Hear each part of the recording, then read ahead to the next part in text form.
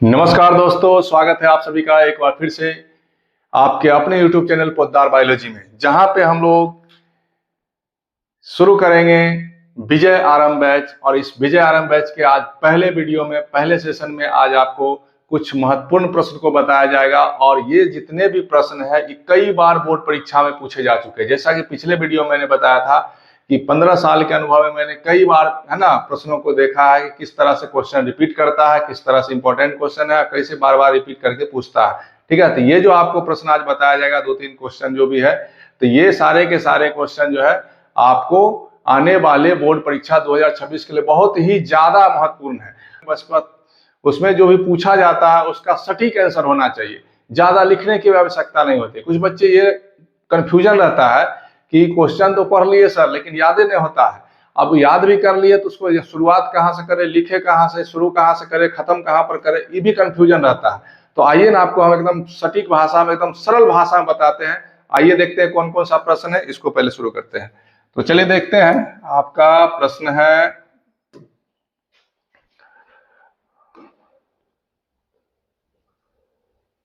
आज का जो पहला प्रश्न है आपका महत्वपूर्ण प्रश्न। तो ये जो आपका महत्वपूर्ण प्रश्न है आप यहाँ पे देख सकते हैं आपके स्क्रीन पे, है ना। 4 प्रश्न को लेकर आज हम आए हैं और ये चारों प्रश्न को आपको बिल्कुल ही पिक्चर के माध्यम से आपको समझाया जाएगा, जो बिल्कुल ही आपके दिमाग में एकदम फिट हो जाएगा।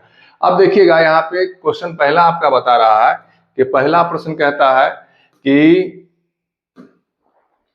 समजात अंग किसे कहते हैं। समजात अंग किसे कहते हैं, इसके 2 उदाहरण दे। देखिएगा आप, ये कई बार पूछा हुआ है, मॉडल सेट क्वेश्चन बैंक वगैरह जो भी आपके पास होगा, लिए होंगे, उसमें आप उल्टा के देख सकते हैं। इसके अलावा आप देख सकते हैं समजात अंग, दूसरा है असमजात अंग किसे कहते हैं, एक उदाहरण है ना, इसका भी दीजिए। ठीक है, अब यहाँ पे क्वेश्चन ये दोनों तो परिभाषा और उदाहरण के रूप में पूछता ही है। दूसरा तरीका आपको ये भी पूछ देगा कि ये दोनों को अंतर के रूप में पूछेगा। समजात अंग और असमजात अंग में अंतर कैसे बताएं, है ना, ये अंतर बताएं या 2 अंतर बताएं, इस तरह से पूछेगा। मात्र 2 ये नंबर में पूछेगा। उसके बाद तीसरा आपका प्रश्न है योजक कड़ी, है ना, कनेक्टिव लिंक क्या है, योजक कड़ी किसे कहते हैं। ठीक है, उसके बाद आपका चौथा प्रश्न जो आपका है वह है अवशेषी अंग किसे कहते हैं, अवशेषी अंग। और मनुष्यों में, ठीक है, मनुष्यों में पाए जाने वाले कुछ अवशेषी अंगों के नाम बताएं। अब ये सारा बेसिक क्वेश्चन ये सारे के सारे हैं। अब इसमें आपको, अब देखिए इसको बनाना कैसे है। अब देखिए पहले प्रश्न की ओर चलते हैं, ज्यादा समय नहीं लेंगे आपका, और इसको हम लोग पहला प्रश्न में देखेंगे। सबसे पहला क्वेश्चन आपका था क्या, समजात अंग किसे कहते हैं। चलिए कॉपी कलम भी लेके बैठिएगा तो इसको उतार सकते हैं, नहीं तो स्क्रीनशॉट मार के रख सकते हैं। टेक्नोलॉजी हाई हो चुका है, लिखना बच्चा नहीं चाहता है, लेकिन लिखना बहुत जरूरी होता है, और तभी आपका एग्जाम में नंबर आएगा। लिखने का हैबिट रहेगा तभी परीक्षा में आपका टाइम मैनेजमेंट होगा। ठीक है, और टाइम मैनेज लिखना आदत नहीं होगा तो टाइम मैनेज नहीं होगा तो क्या होगा, क्वेश्चन आता भी रहेगा लेकिन आपको समय नहीं मिलेगा और छूट जाएगा। चलिए देखते हैं समजात अंग किसे कहते हैं, 2 उदाहरण दीजिए। अब यहाँ पे बता रहा है कि समजात अंग मतलब समान, अर्थात देखिए जीव जंतु जो है ना, जिसमें वैसे अंग जिनकी उत्पत्ति और संरचना क्या हो, समान हो। जीवों में पाए जाने वाले वे अंग जिनकी उत्पत्ति और संरचना क्या हो, समान हो। जीवों में पाए जाने वाले वे अंग जिनकी उत्पत्ति और संरचना समान हो। याद रखें, उत्पत्ति और संरचना दोनों क्या हो, समान होते हैं, लेकिन उसका काम अलग अलग होता है, लेकिन उसके कार्य भिन्न भिन्न होते हैं। ऐसे अंग क्या कहलाते हैं, समजात अंग कहलाते हैं। क्या कहलाते हैं, समजात अंग। एक बार फिर से सुन लीजिएगा, वैसे अंग जिसकी उत्पत्ति या संरचना समान होता है लेकिन उसका कार्य क्या होगा, भिन्न भिन्न होगा, ऐसे अंग को क्या कहते हैं, समजात अंग कहा जाता है। अब थोड़ा सा देखिएगा, इसका एग्जाम्पल बता रहा है कि पक्षी के पंख और घोड़े के अग्रपाद, है ना। दूसरा एग्जाम्पल है चमगादड़ के पंख और मेढक के अग्रपाद। अब यहाँ पे देखिएगा एग्जाम्पल में पक्षी का पंख बता रहा है, घोड़े के अग्रपाद बता रहा है। आप देखिएगा समझात अंग में पक्षी का जो अगला है ना पंख जो है, जिसको डैना बोलते हैं, ये जिससे उड़ती है पक्षी, जितने पक्षी उड़ते हैं तो वो वाला है सो।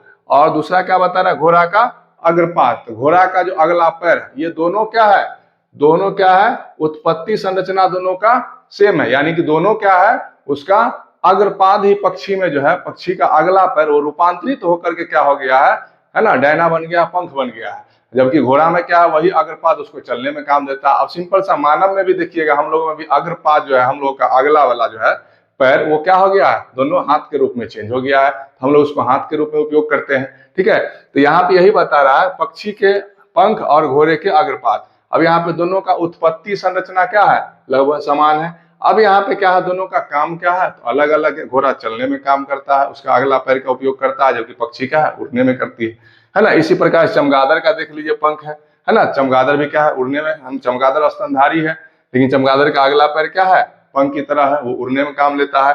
जबकि मेढक का अगला पैर क्या है, वो जंप करने में काम लेता है। ये क्या करता है, मेढक उससे जंप करता है। ठीक है, तो ये याद रहना चाहिए, ये क्वेश्चन को आप देख लेंगे। ठीक है, उसके बाद आपका दूसरा प्रश्न जो है,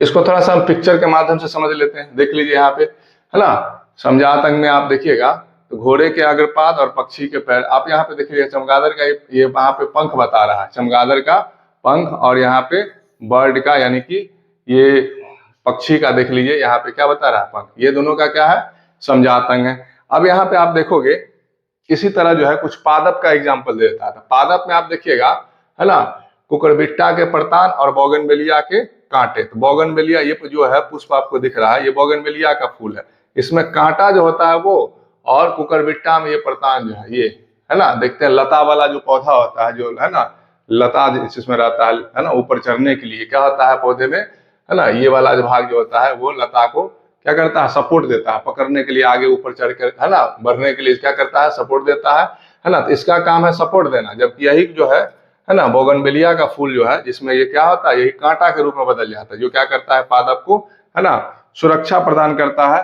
पेड़ पौधे में कांटे क्या करते हैं, उसको सुरक्षा प्रदान करते हैं। चलिए, तो ये आपका था पहला प्रश्न।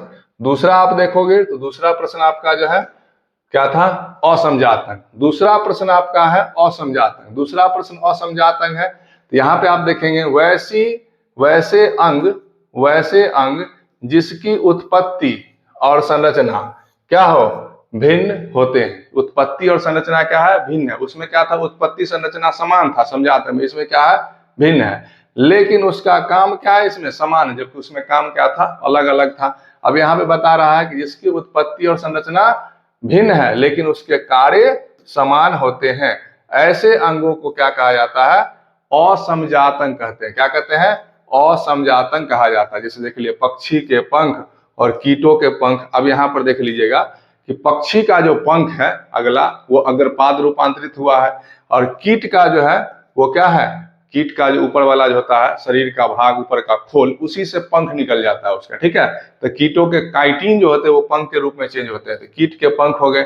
अब यहाँ पे दोनों की उत्पत्ति क्या हो रही है ना, यहाँ पे दोनों की उत्पत्ति और संरचना क्या अलग अलग है।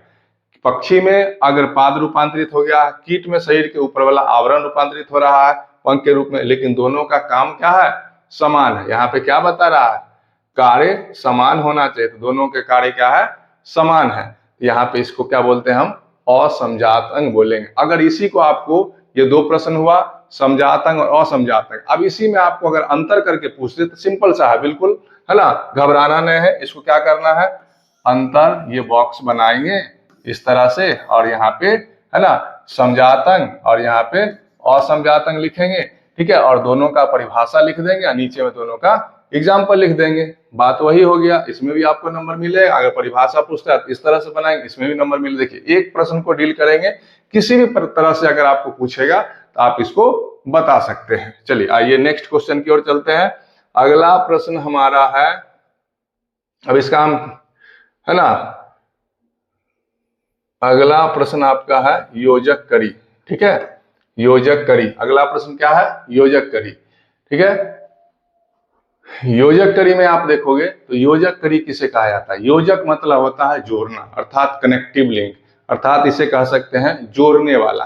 तो कुछ प्रकार के हमें जीव जंतुओं में कुछ ऐसे अंग पाए जाते हैं जो अंग जो है आपका, ठीक है, आपके मतलब कह सकते हैं, है ना, दूसरे संघों और फाइलम के जंतुओं से क्या होता है, वो अंग का या उत्पत्ति जो होता है, संरचना, वो मिलता जुलता है। तो उसी अंग को कहा जाता है, उसी जंतु को कहते हैं योजक करी। अर्थात यहाँ पे परिभाषा से आप समझ सकते हैं योजक करी किसे कहते हैं। चलिए देखते हैं परिभाषा क्या है।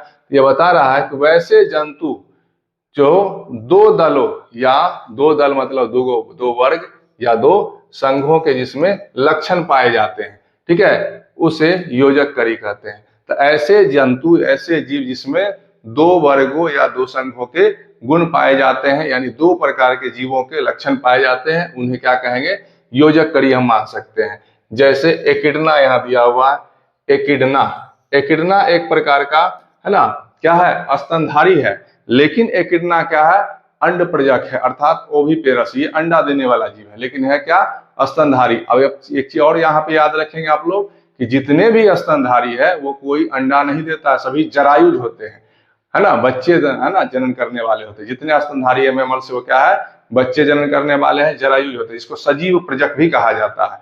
लेकिन यहाँ पे क्या है, क्या बता रहा है, एकिडना, तो एकिडना क्या है, स्तनधारी लेकिन अंड प्रजक है। तो अंडा देने वाला लक्षण किसमें है, सरीसृपों में।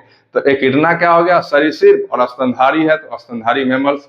तो एकिडना में क्या है, सरीसृप को और स्तनधारी दोनों को जोड़ने वाला लक्षण है, यानी दोनों का गुण पाया जाता है, इसीलिए एकिडना जो है क्या होगा, एकिडना है ना, सरीसृप और स्तनधारी के बीच का योजक करी है। ये कई बार पूछा हुआ है, लिख लीजिए, पूछेगा, ठीक है, ऑब्जेक्टिव में पूछेगा ही पूछेगा, ठीक है। एकिडना एक स्तनधारी है जिसमें कुछ लक्षण रेप्टिलिया अर्थात सरीसृप वर्ग के मौजूद होते हैं, अर्थात एकिडना मैमेलिया और रेप्टिलिया वर्ग के योजक करी होते हैं। इसके अलावे और भी कई प्रकार के योजक करी है जिसको आपको याद रख लेंगे। तो योजक करी में आप यहाँ पे देख सकते हैं कुछ एग्जाम्पल को जैसे आर्कियोपटेरिक्स है। आर्कियोपटेरिक्स क्या है, एक प्रकार का, आर्कियोपटेरिक्स को आप देख सकते हैं, एक प्रकार का क्या है, विलुप्त योजक करी है। क्या है, विलुप्त योजक करी। आर्कियोपटेरिक्स जो है यह इसमें पक्षी की तरह होता था, डायनासोर के समय में पाया जाता था। आर्कियोपटेरिक्स में पक्षी वर्ग के लक्षण, ठीक है, एवीज के और रेप्टिलिया वर्ग के लक्षण दोनों के गुण पाए जाते हैं। तो आर्कियोपटेरिक्स में क्या है, ये विलुप्त योजक करी है, याद रखेंगे। इसमें पक्षी का और सरीसृप रेप्टाइल का दोनों का गुण पाया था, इसलिए पक्षी और रेप्टाइल के बीच का योजक करी हो जाएगा। दूसरा आपका एकिडना मैमेलिया और सरीसृप के बीच का योजक करी, जो अभी आपको बताया गया, ठीक है। आप इसको एकिडना यहाँ पे देख सकते हैं, ये एकिडना, ठीक है, समझे। उसके बाद आपको बताइए, देखिए आप, ये आर्कियोपटेरिक्स है, ये क्या है, आर्कियोपटेरिक्स है ना। अब यहाँ पे दूसरा है पेरिपेट्स। पेरिपेट्स में एनलिडा एवं आर्थ्रोपोडा का गुण पाया जाता है। पेरिपेट्स में क्या है, एनलिडा और आर्थ्रोपोडा का गुण पाया जाता है। एनलिडा का भी गुण पाया जाएगा और आर्थ्रोपोडा का, जितने भी कीट हैं सभी को आर्थ्रोपोडा में रखा गया है। उसके बाद है प्रोटोपटेरस। प्रोटोपटेरस जो है इसमें मत्स्य वर्ग और एम्फीबिया वर्ग, इन दोनों का गुण पाया जाता है, ठीक है। एम्फीबिया और मत्स्य दोनों का गुण पाया जाता है प्रोटोपटेरस में, इसको याद रखेंगे। इसके अलावा दो तीन मैं और बता देता हूं, जैसे वायरस, ठीक है। तो वायरस में क्या है, सजीव का और निर्जीव का दोनों का गुण पाया जाता था। वायरस क्या है, सजीव और निर्जीव के बीच का योजक करी है, इसको याद रखेगा। इसके बाद है युगलिना। क्या है, युगलिना,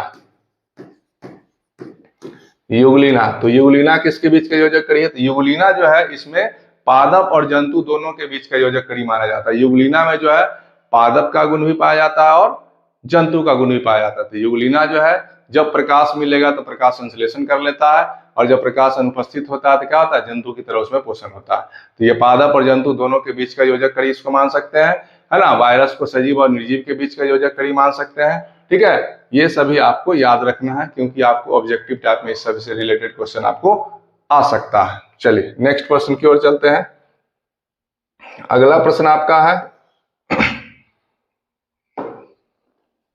अवशेषी अंग।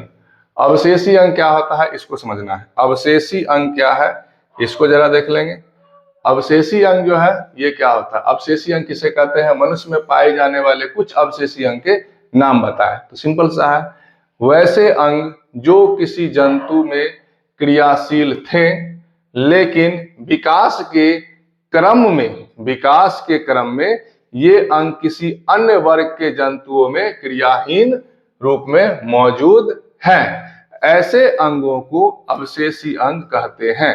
जैसे यहाँ पूछा है मनुष्यों में पाए जाने वाले कुछ अवशेषी अंग, तो मनुष्यों में पाए जाने वाले कुछ अवशेषी अंग जो है ना, उसके उदाहरण यहाँ पे आप देख सकते हैं। अपेंडिक्स हो गया, है ना, केनाइन टीथ हो गया, ठीक है, कर्ण पेशियां हो गया, ठीक है, निकटेटिंग मेम्ब्रेन हो गया, ठीक है, ये सारे के सारे क्या है, अवशेषीय अंग। अब इसको ऐसे समझिएगा, अवशेषीय अंग जो हमारे पूर्वजों में या हमारे से पहले, है ना, हमसे पहले जो मानव थे उसमें पहले क्या थे, वो क्रियाशील थे, लेकिन वर्तमान में वो क्या है, अंग है, अंग उपस्थित है, लेकिन उसका अभी वर्तमान में कोई काम नहीं।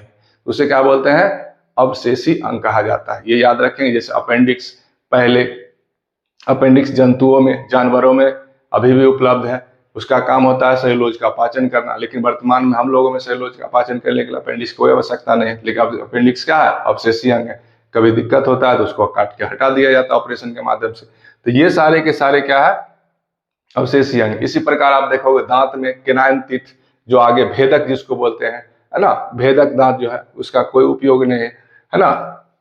कर्ण पेशियां, ठीक है, कर्ण पेशियां जिसको पिन्ना कहा जाता है ना, ये भी हमारा अवशेषीय अंग के रूप में पाया जाता है। निकटेटिंग मेम्ब्रेन आंख में पाया जाता है, ये भी हमारा अवशेषीय अंग के रूप में पाया जाता है। तो ये याद रखें मनुष्य में पाए जाने वाले कुछ अवशेषीय अंग। तो ये आपका 2 नंबर वाला और कुछ प्रकार का ऑब्जेक्टिव डील हो गया। 4 प्रश्न आपका आज सॉल्व हुआ। अगर इसी प्रकार से अगर आपको कोई प्रश्न में दिक्कत है, किसी प्रकार का कोई क्वेश्चन हो, तो आप कमेंट बॉक्स में डालें और उसका प्रश्न का अगला वीडियो में आपको, है ना, आंसर मिल जाएगा। तब तक के लिए आपका दिन शुभ हो और अच्छे से तैयारी करें विश्वास के साथ। अगले वीडियो में मिलते हैं कुछ बेहतर प्रश्न, और जो कंफ्यूजन रहता है आप लोगों को, हमको पता है कि कौन सा प्रश्न में आपको ज्यादा दिक्कत होगा, तो वो प्रश्न को लेकर के हम अगले वीडियो में फिर उपलब्ध होंगे। तब तक के लिए धन्यवाद। जय श्री राम।